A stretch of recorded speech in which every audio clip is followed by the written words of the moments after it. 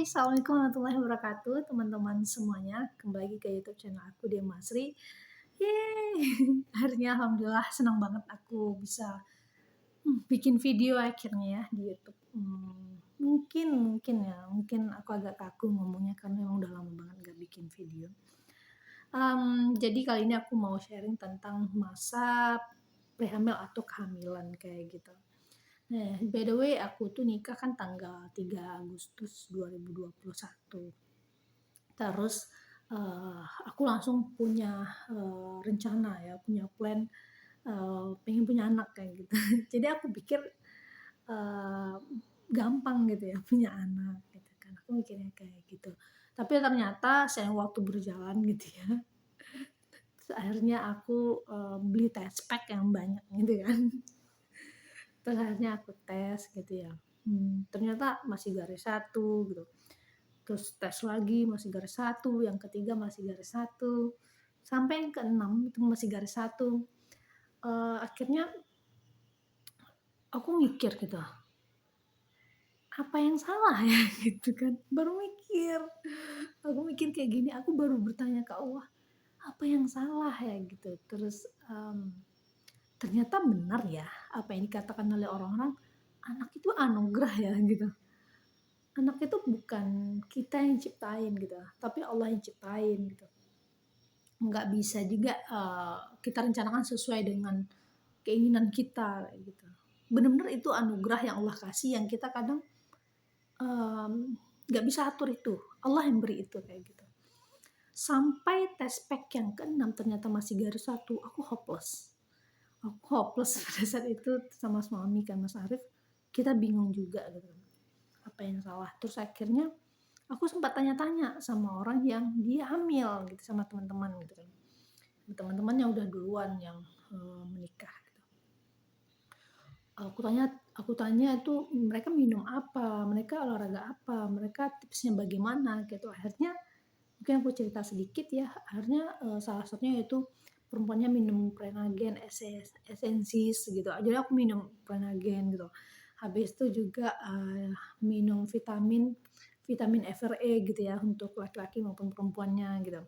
Terus juga makan daging gitu ya, makan daging kambing. Jadi waktu di Jakarta, kami tinggal di Jakarta kan pada saat 2021 itu. Jadi, mmm, kita sering makan sate Madura yang ada sate kambing kayak gitu, supaya lebih mudah gitu. Nah terus, juga, olahraga gitu kan. Terus salah satunya juga kita makan itu, mmm, apa ya, kurma muda. Ternyata kurma muda tuh enak banget, katanya kan kayak bagus untuk obat tuh. Pas aku makan kan memang enak banget, aku pesan waktu itu sama temen di Jogja. Nah jadi itu udah aku coba tuh, tapi ternyata belum gitu kan, ternyata belum juga gitu. Akhirnya pada suatu pagi aku, ya ke kamar mandi gitu kan. Jadi, kalau kita mau cek, test pack itu tipsnya kita jangan minum dulu setelah kita bangun gitu. Karena emang, kandungan ICHG apa aku lupa, ICSG atau apa gitu ya. Nah itu, jangan tercampur dulu sama yang lain kayak gitu. Nah jadi, pagi-pagi kita jangan minum dulu, habis kita langsung langsung mohon maaf ya, misalkan mengeluarkan air kecil itu ditaruh di wadah, kemudian baru kita celupkan, test pack tadi gitu, kemudian tunggu beberapa menit. Nah, pada saat itu aku sendiri test pack-nya, karena aku takut kecewa kalau misalnya bareng sama Mas Arif pada saat itu. Pas aku tengok, aku tunggu berapa menit gitu kan, ternyata garis 2.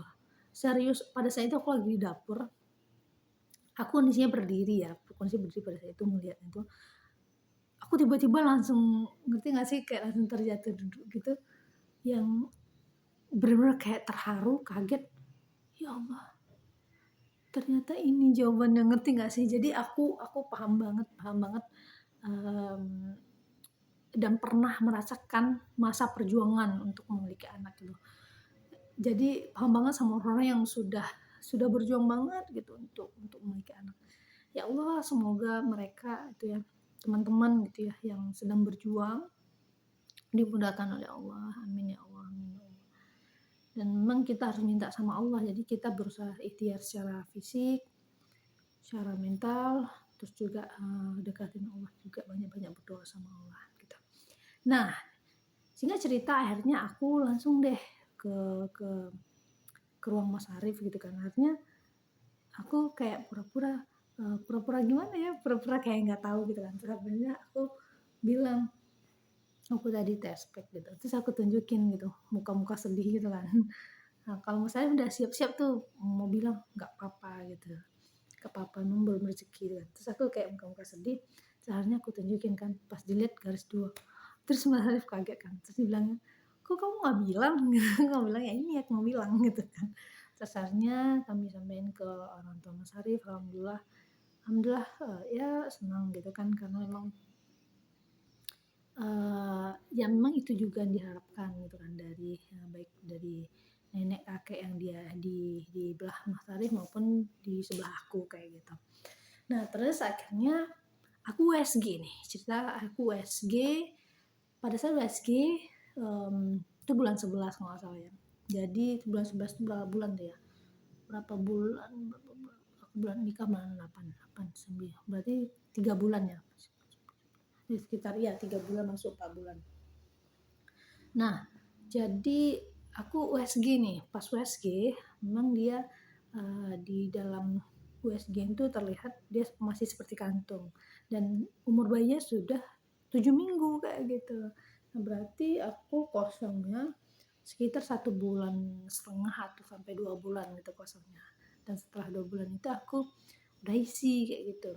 Jadi ada kemungkinan tes pack tuh nggak akurat pada saat aku tes pada saat bulan 10 itu gitu. Jadi ya nggak tahu lah ya. Karena aku bukan di medis, di kesehatan, jadi aku kurang tahu akurasi dari setiap tes pack kayak gitu. Nah terus semenjak aku pulang dari USG itu tiba-tiba nih badan aku jadi lemah gitu. Jadi lemah akhirnya tiap pagi aku muntah, mual banget gitu. Habis itu kami pergi lagi ke USG gitu kan. Terus akhirnya ternyata gitu memang ada memang penyakit dalam gitu yang aku alamin. Sehingga sakitnya 2 kali gitu. Sakitnya 2 kali yang aku alamin. Dan dokter juga bilang gitu ya, aku harus bed rest total tuh. Memang harus istirahat total karena kondisinya khawatir banget gitu ya, khawatir banget itu keguguran gitu loh, khawatir banget gitu, rawan banget. Dan bahkan dengan kondisi kesehatan aku yang kayak gitu, suatu keajaiban lah gitu bisa hamil gitu. Nah jadi akhirnya kami jaga, aku juga akhirnya istirahat gitu. Tapi ternyata saking kan aku apa ya harus istirahat, terus saking lemah juga badan aku, pagi-pagi aku nggak mau makan, nggak bisa mencium bau nasi, nggak bisa mencium bau lauk, semuanya nggak bisa. Bahkan aku nggak bisa melihat suami gitu. Pengen marah aja rasanya gitu. Nggak bisa ngeliat siapapun gitu. Setiap masuk kamar mandi itu selalu mual gitu. Aku mikirnya perasaan kemarin-kemarin kamar mandi nggak bau deh itu. Tapi pada saat aku hamil ini kok ngerasa masuk kamar mandi itu kayak berasa ketemu musuh gitu. Akhirnya mual lah, muntah gitu kan.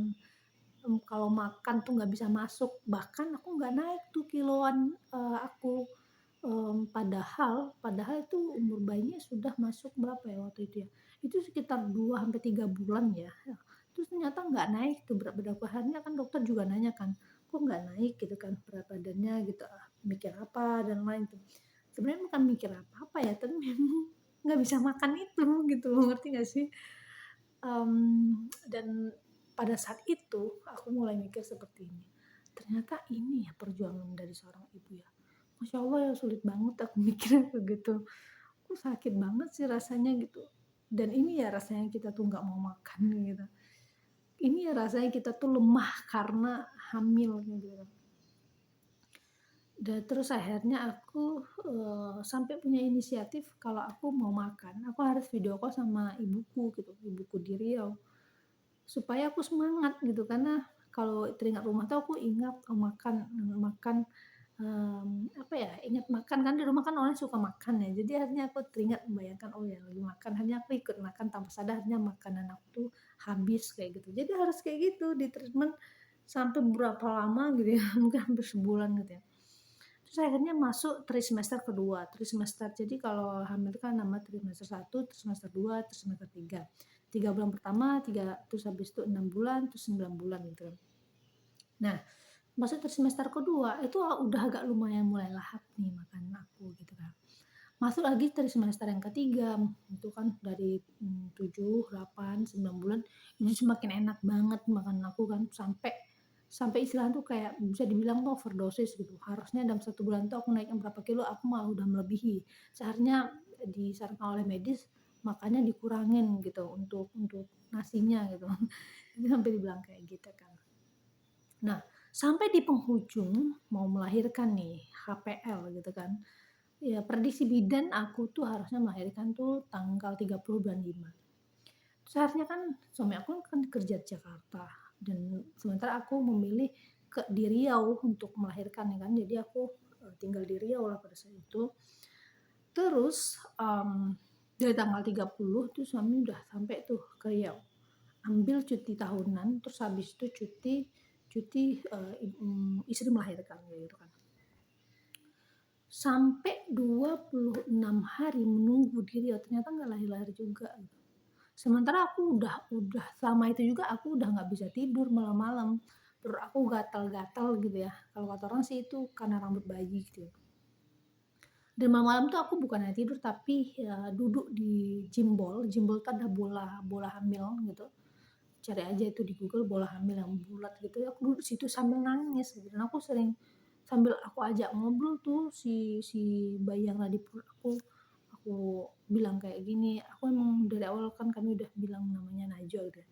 Najwa gitu, please gitu. Bunda ini udah sakit banget gitu, bunda nggak bisa tidur gitu, bunda nggak pernah tidur lagi malam-malam gitu. Semisal kamu mau keluar gitu, keluar dengan baik, bantu bunda ya, kayak gitu. Aku nangis ya gimana sih. Memang harus struggle banget sih. Emang kalau hamil itu diuji secara fisik, secara mental, semuanya. Jadi dia memang butuh banget dengan support system. Support system itu kan banyak ya. Kalau lingkaran pertama kan misalnya kalau udah nikah kan suami gitu, keluarga ibu, ayah kayak gitu kan. Terus ada adik, kakak gitu. Nah, terus akhirnya ternyata suami aku harus pulang ke Jakarta karena udah habis nih masa cutinya kan. Kantornya udah manggil gitu. Akhirnya pulang, ternyata 4 hari setelah itu, tepat tanggal 30 aku harus melahirkan kayak gitu. Sementara itu udah habis masa cutinya dan dia bisanya weekend, itu hari Kamis aku melahirkan itu.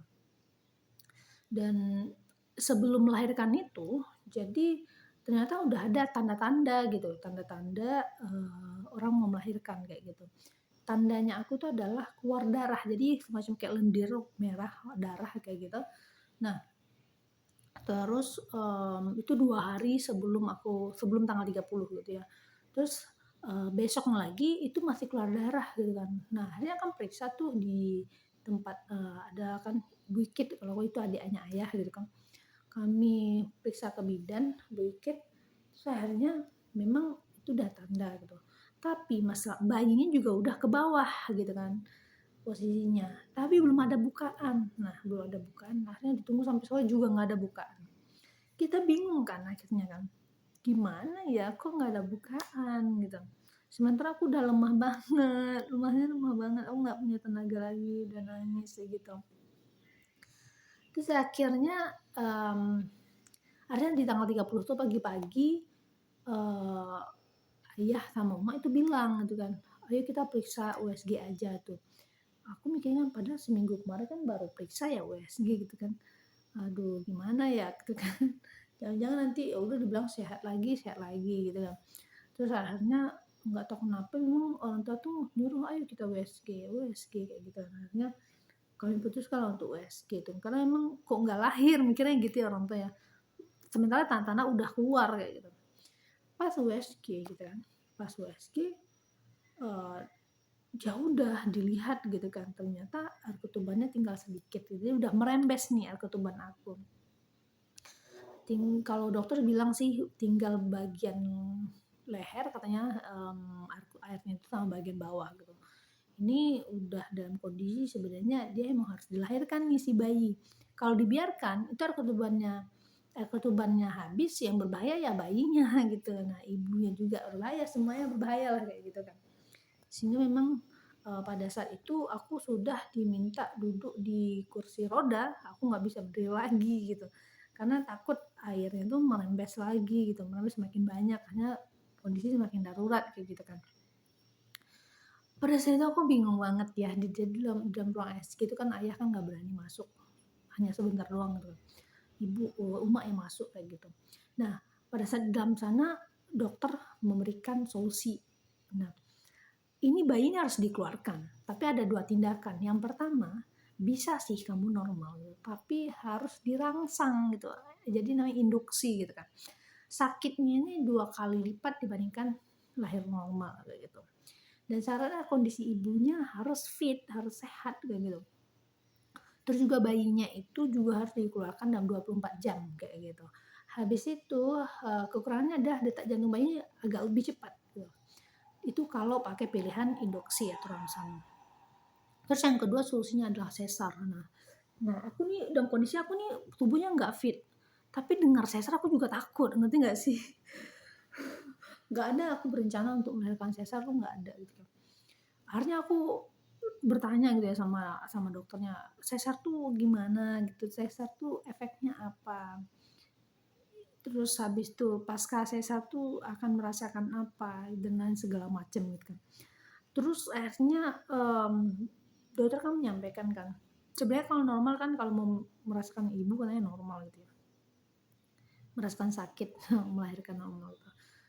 Terus akhirnya dokter menyampaikan, tapi saya lihat kamu kondisinya benar-benar tidak fit gitu, dan aku mengiyakan, orang tuaku juga mengiyakan, nah, kondisinya aku emang udah, ngerti nggak sih, aku udah lemah banget gitu. Satu-satunya jalan adalah sesar gitu. Akhirnya kebetulan suami nggak ada ya, anak pertama suami nggak ada, tapi ya qadarullah ya, udah 26 hari kita usahakan berada di Riau, tapi ternyata memang belum takdirnya bayi kami lahir. Terus akhirnya orang tua bingung juga kan, sesar gimana ya, orang apalagi ayah pun takut sama darah, takut banget gimana nih anaknya dalam kondisi darurat kayak gitu kan. Akhirnya ayah aku pada saat aku mau di ruang operasi, dalam ruang operasi ibu aku bilang gini, ayah entah kemana kayak gitu pada saat kami udah selesai operasi kan. Nah habis itu akhirnya persiapan operasi, masuklah ke ruang operasi. Aku di dalam ruang operasi aku ditemani oleh ibu Ikit ya, adiknya ayah gitu. Habis itu keluar dari ruang operasi, ya ayahku langsung kan nampak tuh bayinya cucunya langsung diazanin nih sama Atu Najwa ya, atau ayahku gitu, langsung nangis ayahku pada saat itu. Emang kondisinya kayak gitu ya. Kalau kondisi ideal ya memang mendapatkan kondisi ideal emang sangat sulit gitu ya. Kita harus dampingin support system, ternyata nggak bisa gitu kan. Tapi kita tetap bersyukur, alhamdulillahirobbilalamin.